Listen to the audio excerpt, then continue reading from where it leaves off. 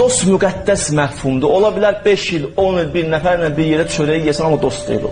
Tanışdır. Dost kəlməsini düzlaşdırmayaq. Tanışdır. Dost deyil.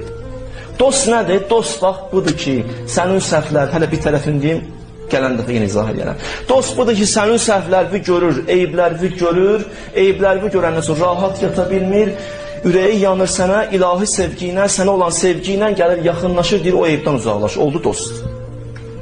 Buna deyərlər dost. Dost ki, bunu eləmir, dost deyil. Adın qoyub dostdan. Ucuzlaşdırmayaq bu kəlməni. Müqəddəs kəlmədir. Bəzi kəlmələr çox ucuzlaşıb cəmiyyətdə. Onlardan biri dost kəlməsidir. Elə ucuzlaşdırmışıq bunu. Dostumdur. Necə dostumdur? Dostu sən əlindən tutub mənəviyyata aparmalıdır. Xanımlara da aiddir. Rəfiqə. Müğayət olsunlar kiminlə. Dost olurlar.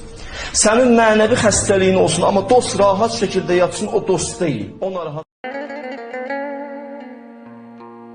Dağa qalxsan, dayaqdır.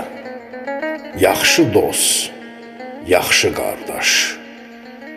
Keşik çəkər, oyaqdır.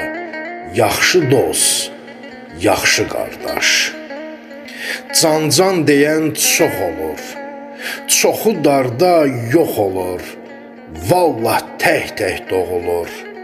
Yaxşı dost, yaxşı qardaş.